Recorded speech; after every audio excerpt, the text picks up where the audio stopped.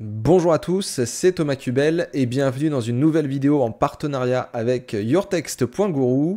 Aujourd'hui, je vais vous faire découvrir l'outil d'analyse sémantique qui est l'outil phare de yourtext.guru et qui va vous permettre de faire plusieurs analyses et d'optimiser la pertinence et de gérer les risques de vos contenus. Alors pour commencer, on va faire un tour rapide de l'interface autour de l'analyse sémantique. Je vais vous montrer à quoi sert chaque boîte, chaque fonctionnalité.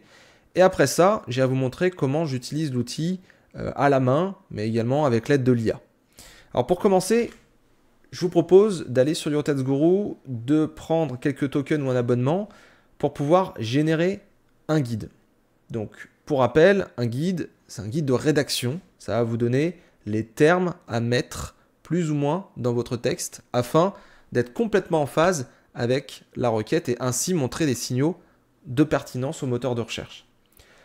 Pour créer un guide, c'est très simple. Vous êtes sur l'interface de yourtext.guru, vous allez dans votre projet, vous faites un groupe si vous le souhaitez, et vous allez aller dans ce petit formulaire où c'est écrit « Entrez votre requête ». Vous tapez une requête par ligne, et ensuite vous sélectionnez le moteur de recherche que vous visez, vous classez si vous le souhaitez dans votre projet et votre groupe, et vous appuyez sur « Créer un guide SEO ». À partir de là, vous avez un tableau. Ce tableau, c'est le listing des guides que vous avez calculés. Donc là, j'ai les derniers guides que j'ai fait notamment pour les précédentes vidéos de la chaîne. Et puis, j'ai créé aujourd'hui un guide pour justement cette vidéo qui est « Qu'est-ce que le cycle de vie du content marketing ?» Donc, je vais essayer de faire un article là-dessus. Alors, je ne vais pas le faire avec vous complètement, mais l'idée, voilà, c'est de vous montrer un peu comment il faudrait s'y prendre. Donc déjà, il faut cliquer sur la requête qu'on a calculée. Et à partir de là, on va avoir une partie vraiment guide de rédaction, et puis on va avoir un autre axe, on va dire, qui est plutôt les fonctionnalités autour de l'écriture, de l'analyse, de l'optimisation sur yourtext.guru. Donc pour commencer, on va parler des mots, des termes à mettre dans son contenu. Quand vous avez créé un guide et que vous voulez donc faire votre contenu, vous allez devoir mettre un certain nombre de termes bien précis. Ici, yourtext.guru, pour qu'est-ce que le cycle de vie du content marketing, vous dit qu'il faut mettre quand même, dans une quantité assez importante, les mots qui sont entre donc, le premier marketing et la barre verticale, là, en pointillé, jusqu'à marche. En fait, toute cette zone à gauche des pointillés, c'est les mots les plus importants. C'est ceux que vous devez mettre vraiment pas mal dans le texte, quoi.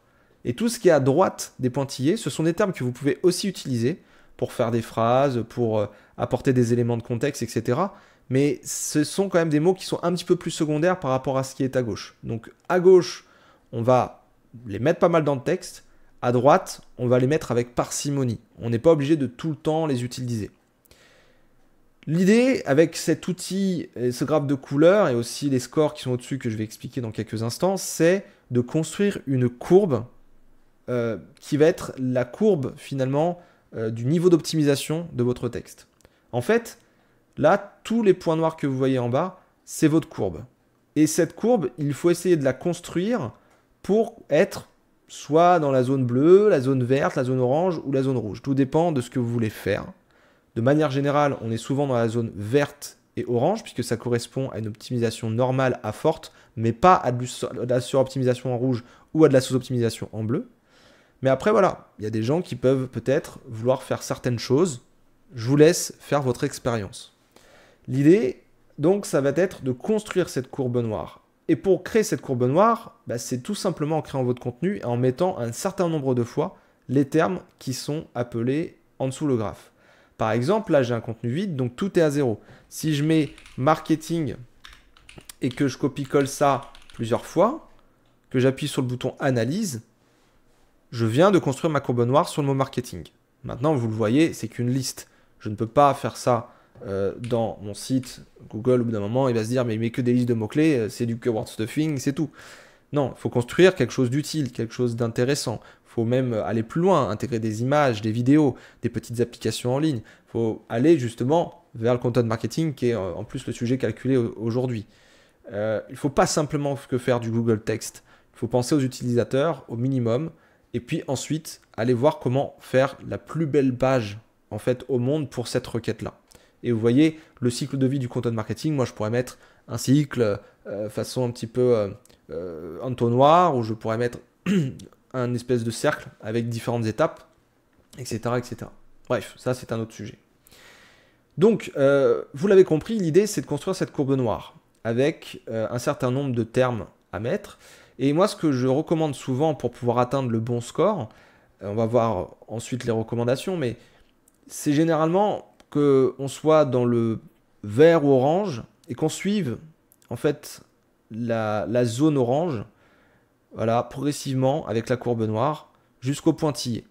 Et une fois qu'on est au pointillé, là on a dit qu'on était à droite plutôt sur des termes secondaires. Donc on va éviter de continuer et de suivre la courbe orange, on va plutôt suivre la courbe orange au début, et puis hop, on arrive au pointillé, et là on est plutôt en dents de scie. C'est-à-dire qu'en fonction des termes que vous allez utiliser, en fonction de ce que vous allez dire, il y a certains termes qui vont être là, d'autres un peu moins là, etc. Mais on peut être dans le bleu, dans le vert, dans l'orange, jamais dans le rouge, mais il faut être quand même plutôt en dents de scie à droite et à gauche avec une courbe voilà, qui suit bien la forme orange ou la forme verte. Donc ça, c'est, on va dire, pour des règles un peu générales au niveau de la courbe. Il y a d'autres choses à surveiller, notamment deux scores, le SEO et le DSEO. Le SEO, c'est le score d'optimisation SEO.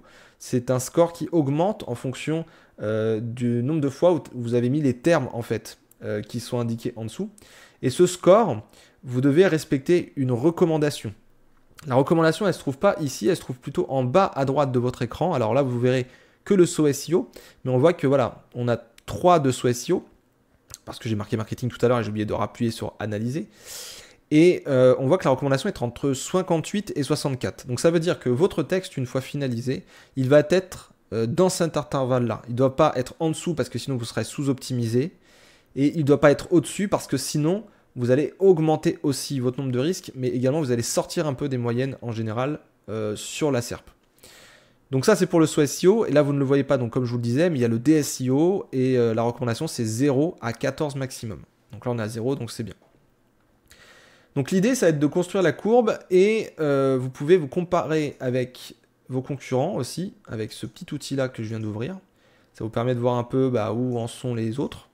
Vous avez aussi une autre vue, je la montre rapidement, qui est concurrente de SERP, qui est un autre onglet, mais qui pourrait être utile lors de l'analyse sémantique. Donc vous avez l'ensemble de la SERP avec les SEO de chacun, le DSEO, et également de l'off-page avec babar.tech qui nous propose des données autour des backlinks. Donc ça c'est la puissance du site, pas de la page. Et vous avez également le top 20 des mots-clés positionnés avec ces pages-là, et le nombre de mots de ces pages. Donc ça c'est plutôt intéressant. Je reviens sur l'analyse sémantique. L'analyse sémantique, donc, voilà, en gros, tout se passe ici pour contrôler à la fois votre SEO et DSEO et faire en sorte que la courbe se fasse vraiment bien au début en suivant les zones et puis hop, dans le si à partir du pointillé. À partir de là, qu'est-ce qu'on a comme fonctionnalité autour? Bien écoutez, c'est assez simple. On va avoir un éditeur WYSIWYG ici. L'éditeur WYSIWYG, il est là pour vous aider à rédiger directement dans Your Text Guru. C'est pas un éditeur comme Word non plus, avec des tonnes de fonctionnalités pour faire plein de tableaux, etc. Mais ça va vous permettre de faire la base. Donc vous avez notamment donc les paragraphes, les titres et sous-titres, vous avez le gras, l'italique, le souligné, le barré, les exposants, le pouvoir de faire des liens. Je vais en reparler juste après avec la fonction maillage interne. Les listes à puces et numérotées, l'alignement à gauche, droite, etc. justifié. Vous pouvez copier-coller directement de la version texte. Vous avez le code source. Et vous pouvez ici, si vous cliquez sur ce bouton, mettre une URL, par exemple, déjà existante. Vous cliquez sur importer et ça va aller capturer en fait votre contenu pour que vous puissiez le retravailler ensuite directement dans Your Text Guru. Donc ça, c'est plutôt sympa. Et ensuite, vous avez une autre barre. Je vais passer au-dessus de SEO TXL Writer parce que il me semble que ça va pas tarder à disparaître. Mais en tout cas, moi j'utilise surtout de SEO TXL Auto à traduire vers. Donc SEO TXL Auto, c'est pour générer du texte déjà optimisé en fonction du contexte de la SERP, etc. Donc, ça c'est plutôt pas mal. Vous avez SEO TXL Plan qui va vous permettre de récupérer le contexte de la SERP, les sous-titres, titres, etc. et d'avoir quelque chose de totalement généré pour votre sujet, donc en termes de plan. Vous avez la possibilité de générer des questions, de reformuler des zones de votre contenu, et vous avez la possibilité de traduire également en plusieurs langues votre contenu. Donc ça, c'est plutôt sympa pour l'international. Également, vous avez ici un bouton analyse, on l'a vu tout à l'heure, qui vous permet de recalculer à chaque fois votre texte et de savoir où vous en êtes. Vous avez à côté une petite flèche pour demander la validation. Si par exemple vous êtes plusieurs, vous pouvez demander la validation en tant que rédacteur auprès de votre donneur d'ordre pour qu'il vérifie que votre contenu il est cool et qu'on peut le publier. Ou sinon, vous recevrez un petit message dans la zone commentaire qui se trouve à droite. Ça permet d'échanger, c'est collaboratif. Ensuite, je vais plutôt aller en haut à droite. Vous avez ici une boîte, votre page web, avec l'URL de la page, la balise title et la métadescription que vous pouvez indiquer. Et vous pouvez aussi, grâce au token IA notamment, générer ces éléments. Donc ça, c'est plutôt sympa. Et vous avez une fonctionnalité qui est vraiment top.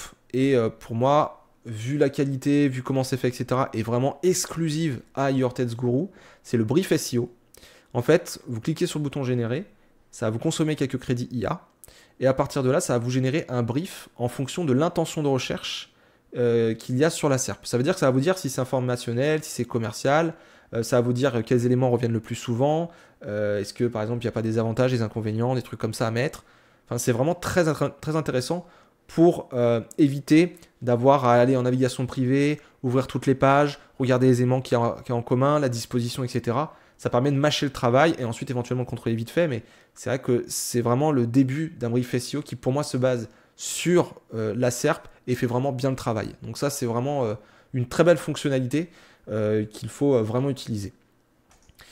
Donc l'analyse sémantique, la page web, le brief SEO, les commentaires, le WYSIWYG, et il ne nous reste plus que 2 zones sur cette page-là. Donc ici, nous avons les suggestions de maillage interne, ça va vous être très utile.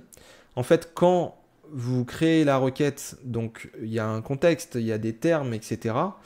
Ça va essayer de chercher pour le projet qui est configuré, donc pour la génération de ces guides, etc. Ça va essayer de chercher les pages qui sont proches du sujet que vous traitez. Donc par exemple là, c'est le content marketing, le sujet, le cycle de vie. Eh bien, on voit que cette page SEO marketing digital, eh bien, elle est à 60% entre guillemets compatible avec le texte que vous êtes en train de rédiger. Et au fur et à mesure que vous écrivez le texte, les scores sont actualisés et vous permettent de voir ce qui est le plus proche. Et donc, ça va vous permettre de faire du maillage interne vraiment précisément dans certains éléments de la page pour pouvoir faire bien passer le jus, puisque vous le savez, quand on fait du lien maintenant, il faut que la sémantique elle soit aussi bien respectée entre les pages. À droite, entité suggérée, ça ce sont des listes en fait de pages Wikipédia qui peuvent vous aider à faire votre recherche d'informations, mais également qui peuvent complémenter un petit peu tout ce que vous êtes en train de dire. Donc ça vous permet de mettre plus de connaissances, de peut-être centraliser certaines informations qui sont dans ces pages Wikipédia directement dans votre article. Donc ça vous permet de mieux travailler et d'éviter parfois aussi le syndrome de la page blanche. Donc voilà pour cette partie analyse sémantique. Rapidement, vous avez les concurrents de SERP, on en a parlé, ça va vous permettre de savoir où vous vous trouvez. Vous pouvez mettre votre URL ici aussi manuellement. Vous avez le monitoring. Le monitoring, une fois que vous avez fini votre texte, etc., pour la requête que vous visez, vous pouvez suivre une URL une fois que c'est publié. Et donc ça va vous dire, au fur et à mesure du temps, où est-ce qu'elle se positionne votre page. Donc ça, c'est plutôt intéressant pour avoir son petit suivi de mots-clés quotidien. Également, vous pouvez utiliser l'outil d'image. Alors, en fonction du sujet, vous allez avoir plus ou moins de bonnes images. Ça plaît pas en quelque sorte, les goûts et les couleurs. En tout cas, sachez que si vous cliquez sur plus d'images, vous pouvez accéder à une galerie d'images précalculée par YourTextGuru, par IA. Donc, ça veut dire que vous n'aurez pas de problème avec, par exemple, des droits d'auteur, etc. Puisque c'est dans votre abonnement YourTextGuru. Et vous pouvez taper donc plein de mots-clés pour essayer de trouver l'image la plus adaptée et qui va pouvoir être par exemple à la une en haut de votre article. Et enfin, exploration, ça vous permet d'avoir des requêtes SEO liées, éventuellement de faire une stratégie un peu plus approfondie en utilisant des requêtes qui sont liées à ce que vous avez tapé. Donc voilà pour la présentation générale de l'outil. Et moi, ce que je vous recommande donc, c'est de prendre connaissance des termes, Ça, c'est pour quand vous faites à la main. Vous prenez connaissance des termes. Vous dites déjà, bon, voilà, je vise tel ou tel sujet. Et puis là, vous notez votre structure de base. Donc, par exemple, vous faites introduction.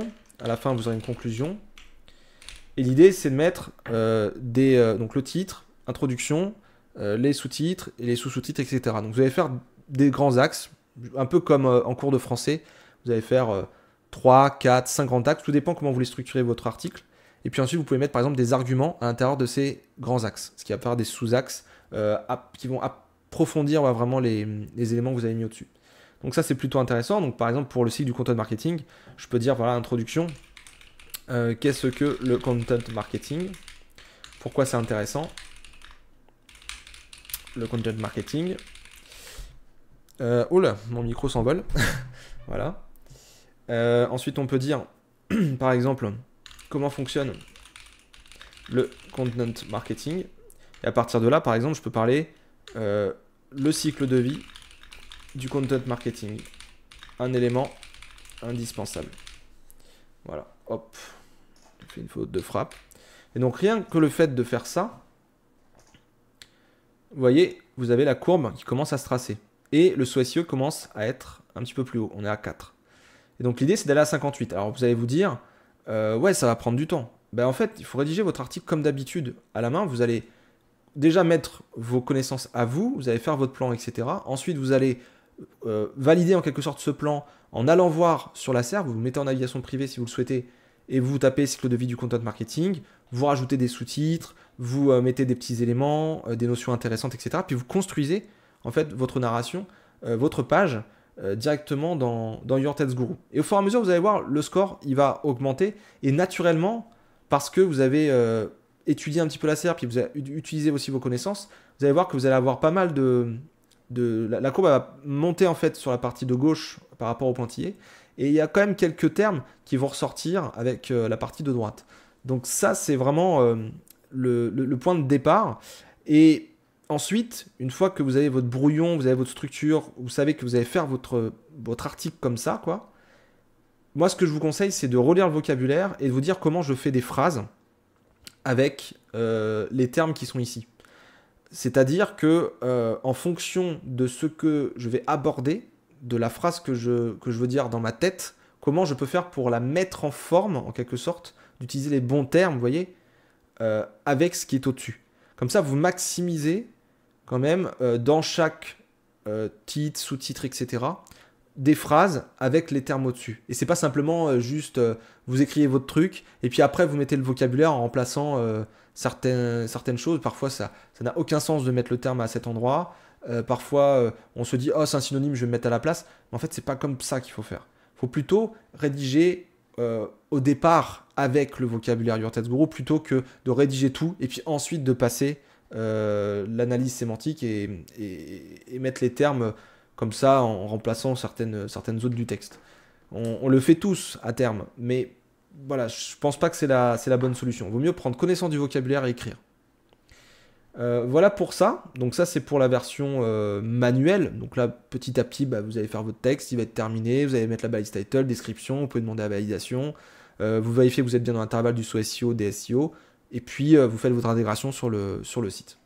Ensuite, vous avez autre chose que vous pouvez faire. C'est utiliser l'IA. L'IA, très très simple. Vous cliquez sur SEO TXL Plan. Pour moi, c'est une des meilleures méthodes. Ça va aller prendre le contexte de la SERP, etc., les termes, machin. Donc, ça va vous faire des titres en fonction de ce qui se fait le plus, machin. Et à partir de là, ça va vous créer un plan qui est pour moi ultra complet, ultra top. Regardez, par exemple ici. Donc, on a qu'est-ce que le cycle de vie du content marketing, H1. Définition et concept du content marketing, H2. Et ensuite, là, on a les fameux arguments, introduction content marketing, objectifs, différents types, articles de blog, infographie, vidéo, les différentes phases du cycle du content marketing, acquisition, phase 1, phase 2, phase 3, etc. Le gestion du cycle du content marketing, tout ça. Tout ça vous donne de l'idée. Mais rien que d'analyser ces 273 mots, vous voyez que Your Text Guru met pas mal les termes ici et met un peu moins les termes là. Et puis en plus, il utilise les termes. Donc ça, c'est quand même super chouette et c'est vraiment en un clic pour le coup. Donc ça, c'est vraiment chouette. Alors l'idée, c'est pas forcément de suivre toujours ce qui est indiqué là. Vous pouvez très bien supprimer certains sous-titres qui vous plaisent pas, ou si vous voulez disposer les choses d'une autre manière, vous pouvez aussi. Par exemple, là, moi, ce que j'aurais à dire, c'est phase 1, acquisition, création de contenu, phase 2, engagement et promotion de contenu, phase 3, conversion et génération de leads. Moi, je ne l'aurais pas présenté en 3 phases. J'aurais présenté en beaucoup plus de phases. Parce que pour moi, je trouve que c'est plus simple d'avoir 5 à 7 phases, voire même 10 phases dans certains cas, pour bien segmenter les travaux et faire en sorte que ça soit limpide et bien segmenté. Donc voilà pour ça. Donc là, une fois que le plan est terminé, vous pouvez, si vous le souhaitez, sélectionner une partie. Et puis, vous dites à SEO TXL, hop, rédige-moi du texte. Donc, SEO TXL Auto, il prend en compte ce que vous avez sélectionné. Pareil, il prend le contexte, les termes, et puis il va générer un texte pour ce que vous avez sélectionné. Hop. Donc là, voilà, j'ai un bon texte qui a été réalisé. 300 mots, il me semble. Faites analyser. Et là, hop, on est direct à 46, parce qu'on est sur une requête qui n'est pas forcément très très concurrentielle. J'ai déjà un petit peu regardé, c'est pas... Ouais. On peut y aller vite sur le score. Donc voilà comment fonctionne SEO TXL Plan, SEO TXL Auto. Et vous pouvez faire pareil pour les questions et pour la reformulation et la traduction.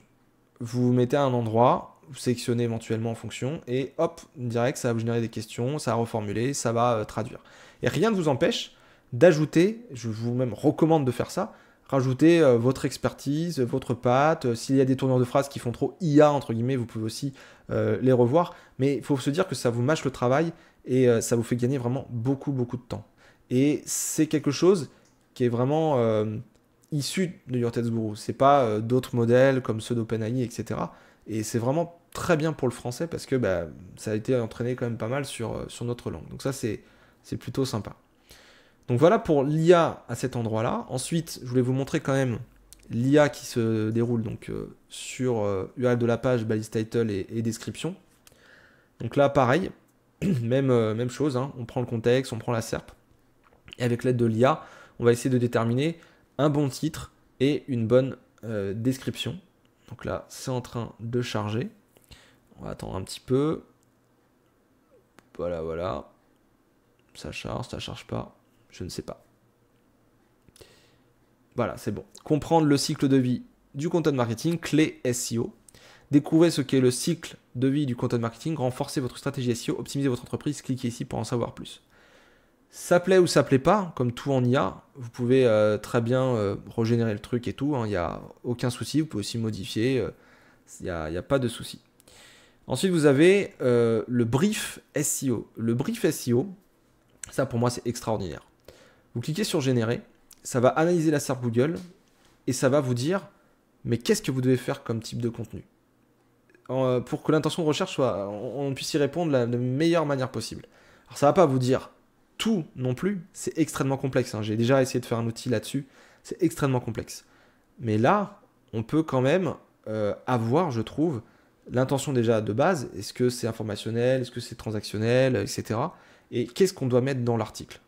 Et après, à vous de peut-être encore aller voir en navigation privée les autres, ou je ne sais quoi, ou de savoir comment la narration doit être faite pour convaincre. Mais j'ai trouvé que c'était très intéressant. Vous voyez là, par exemple, pour qu'est-ce que le cycle de vie du content marketing, l'intention de recherche pour la requête qu'est-ce que le cycle de vie du content marketing est principalement informationnel. Et c'est normal, c'est plutôt de la définition, de la présentation d'un cycle de vie.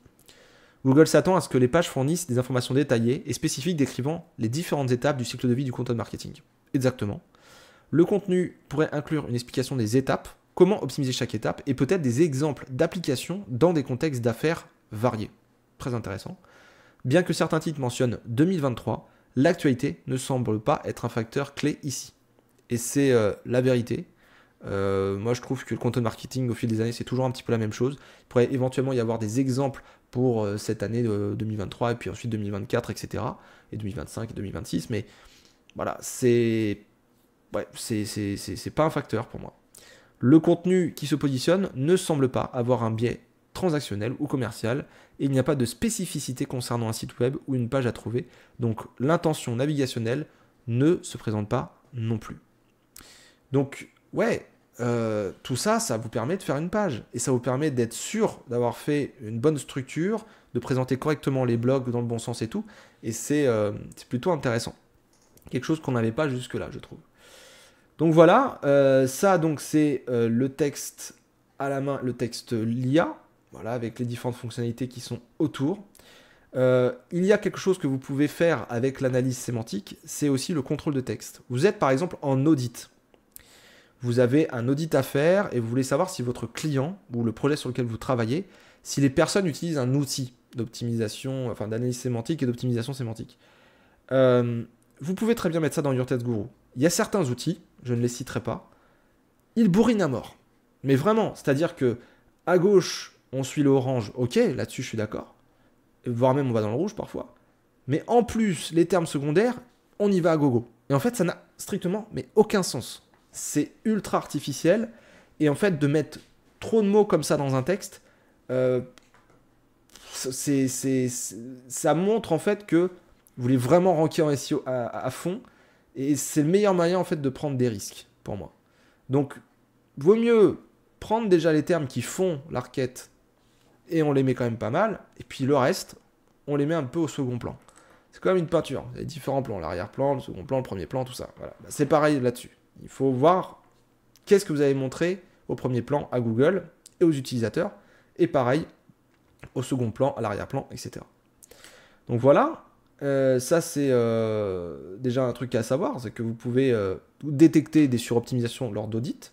Vous pouvez aussi détecter des sous-optimisations, à l'inverse, quelqu'un qui ne fait pas du tout d'optimisation et qui écrit un peu, comme je disais dans une précédente vidéo, comme dans les livres, bah non, ça ne pourra pas ranker. Donc passez un petit peu de temps sur Your Text Guru et puis faites en sorte d'avoir des bons scores et de remonter un peu les scores SEO, les sauts SEO, bah ouais, ça va vous donner peut-être plus de résultats.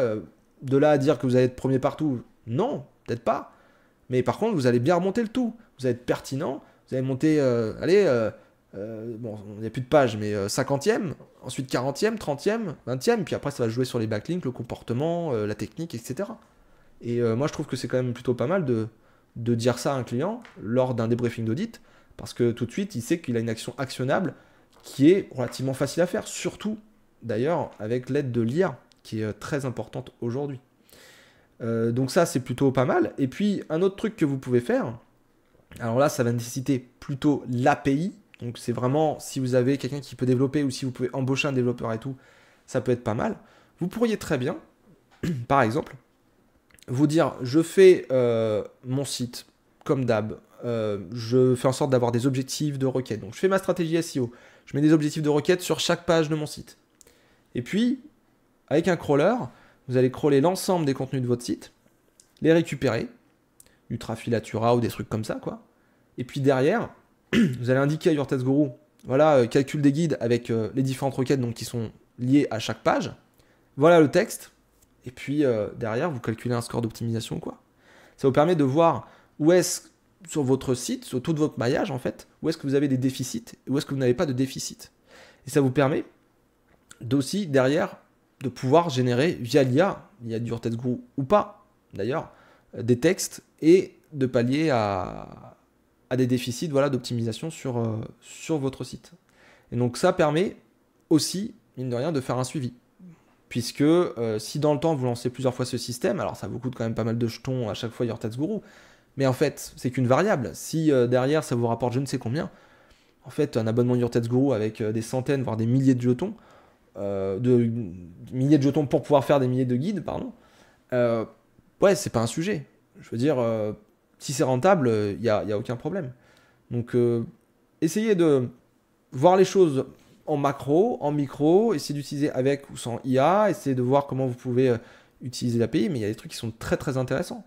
Et il y a plein d'applications possibles, vraiment avec Your Text Guru, avec l'API énormément, mais déjà, rien qu'avec l'outil que je vous montre à l'écran, c'est assez extraordinaire. Donc voilà pour cette vidéo sur l'outil d'analyse sémantique de Your Text Guru, l'outil phare de cet outil. J'espère que ça vous aura éclairé sur comment l'utiliser au mieux et puis que vous pourrez dès aujourd'hui faire vos textes avec l'aide de Your Text Guru. Je vous souhaite du coup du bon SEO, du beau content marketing et je vous dis à très bientôt pour une nouvelle vidéo. N'oubliez pas de vous abonner, de déclencher la petite cloche de notification pour recevoir toutes mes news et puis likez, commentez, posez des questions, contactez-moi, il n'y a aucun problème, je suis dispo. Allez, à très bientôt. Ciao, ciao.